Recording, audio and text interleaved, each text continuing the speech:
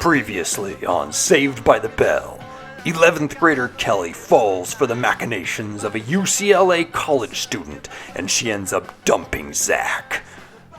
That's it. That's all you really need to know. To the aftermath! What's the big deal? Am I supposed to be upset about something? Well, yeah, after Kelly dumped you the other night, I'm surprised you even got out of bed. Yeah, Zack's exhibiting some classic denial, to which Slater quips, like my Uncle Charlie used to say, women are like vines. If you fall off one, hey, you can swing with another. To which Jesse responds, You know, you're not just a pig, you are a gorilla pig. You know what, woman? I better not. Back to Zack, who is clearly over Kelly. Hey, that's from my favorite promotional photo shoot, too. Neat. And by the way, Lisa turns 16 this episode, as an 11th grader. There are parties this weekend. Great. This will be a great chance for you guys to get to know Jeff. Jeff? It's okay if I bring him, isn't it? Well, Slater and Jesse don't like that idea. Zack shows up, and of course, the only seat in the entire classroom is next to Kelly. And here's a shock, Miss Simpson's lesson isn't based on Shakespeare. She tasks Bayside's hottest couple to read a poem by Elizabeth Barrett Browning. No. Let's me and Slater read it instead. Oh, Miss Spano, don't be such a ham. Ha! Ham! Now, before I let Zack read this awkward poem, I'd like to point out that this thing in the doorway is a camera. No two bones about it. That's a camera in the shot. Okay, Zack, the poem. How do I love thee? Let me count the ways I love thee to the depth and breadth. Mr. Morris, this is a love poem. This time recited slower and with feeling. He does, and it's too much for Screech. And I just love this guy's reaction. Excellent work, my friend. To get Zack's mind off of women, Slater and Screech take him out to the movies. And because they needed to waste a good 30 seconds, Screech tells a lame story. Ha, being bros rules. But then... Yup, but then we get a reminder how long Screech's neck is.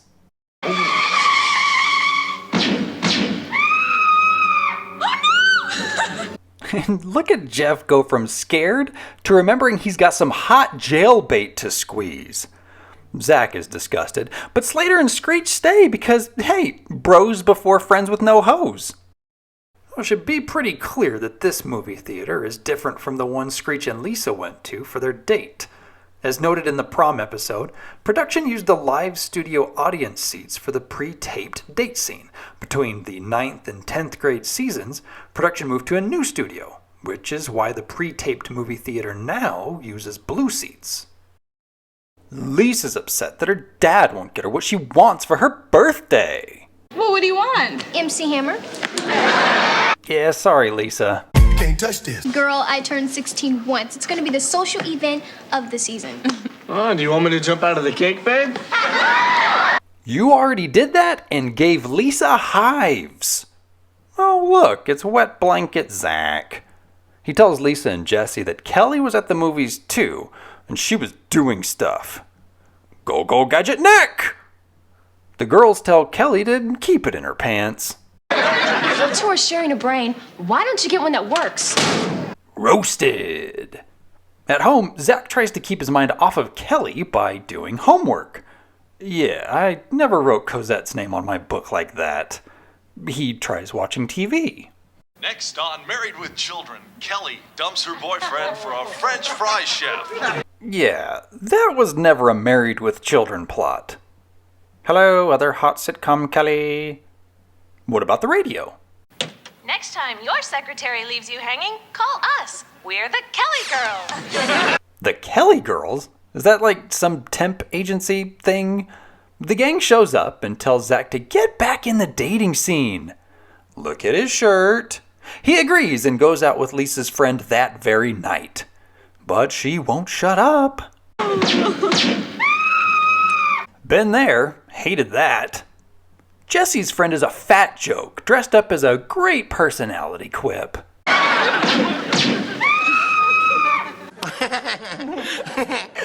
Lay off me, I'm starving! Slater's friend isn't featured in syndication, but once again, SBTB Anniversary comes to the rescue. Will definitely like Terry. She goes to my gym and she is hot. She has an inner strength that really grabs a guy.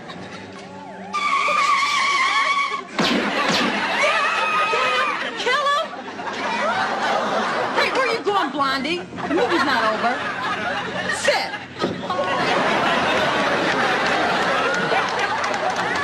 Screech's cousin is, well, not what you'd expect. But, as you might expect, she was adopted. We've got a few notes about these theater scenes. First, we know Zack walked out of the movie on his boys' night out, but he apparently goes back to the same movie 4 more times on his dates. That must be quite the movie! But I've really got no room to talk. I saw Napoleon Dynamite in the theater 7 times.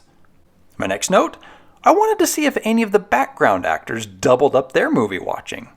Of the 5 theater scenes, only the one with the popcorn-pounding personality is free of duplicate extras. So who else loved this movie enough to see it multiple times? This excellent background actor took 2 different dates, and Robert had 2 different dates, the second being with one of the twins, neither date being with Jeff. Let's just hope he was out with this twin, and not the one that was out with this very likely serial killer. The more notable double dippers are our nerds. Here we see Herbert and Ollie together. Then Herbert re-watches the movie with Margot. Then Margot returns with Ollie? Gentlemen, there's an easy answer for this. It's okay when it's in a three-way. It's not gay when it's in a three-way. With a honey in the middle, there's some leeway. Now, I didn't catch it the first time through, but I think it's pretty clever that the writers had Kimberly mimic Kelly's movie reaction.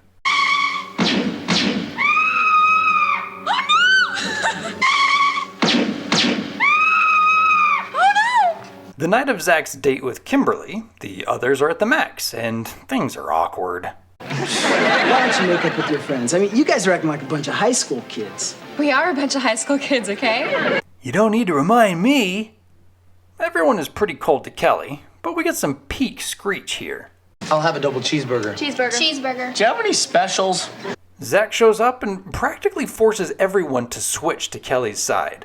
He specifically asks Kelly for a romantic table, orders 1 chocolate milkshake with 2 straws, and then dances with Kimberly to track A12, which apparently was Zack and Kelly's song. Kelly would like a word. But first, remember when Kelly did this? Kelly, you're the most beautiful queen I've ever seen. Thanks, Jeff. Well, Zack's gonna give it right back. So, what's up, Kimber? Oh, I'm sorry, Kelly. Needless to say, no one likes Zack's actions. Not Kelly, Right now, the only jerk I see is you. and not Kimberly. At school, the girls apologize to Kelly. I've been narrow-minded, judgmental, and pig-headed. And that is the second reference in this episode about how Jesse is a pig. Power couple! Oink, oink, baby.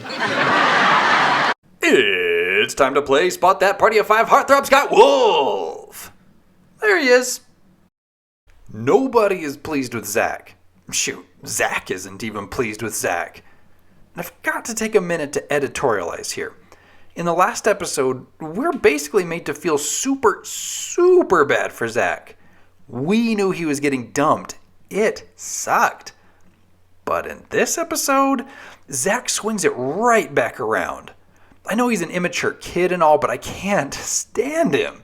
I no longer feel bad for him.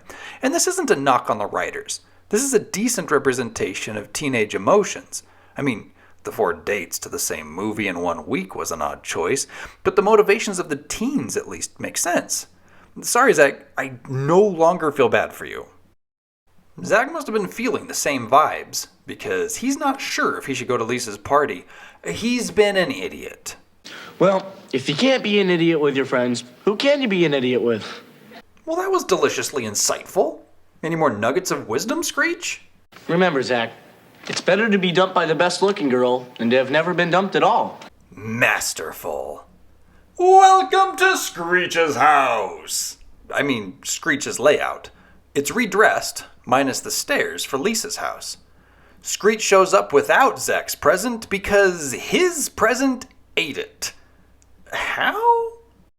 Kelly arrives with Jeff and he immediately wins over the friends. He's a college student at a high school birthday party, folks. I can't stress that enough. Ah, go Zack! Oh, it's real Zack, and he does exactly as you would expect him to at this point in the narrative. Everything's cool now. But I need to take a moment to play time cop here.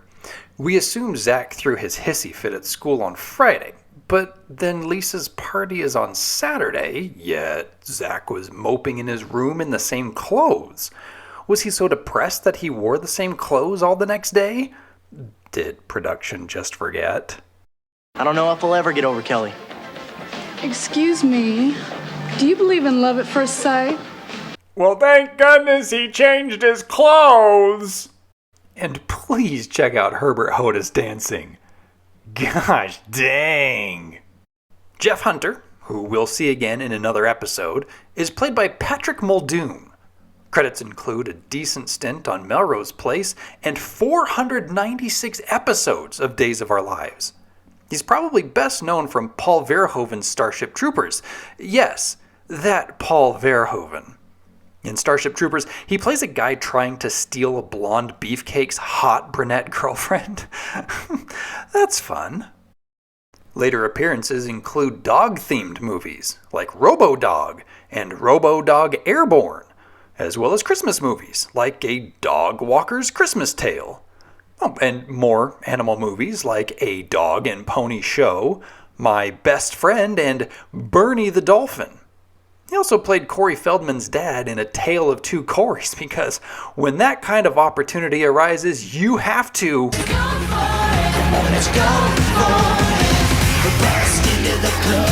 I will never get tired of that drop. Hey, Screech. Screech, tell me about the time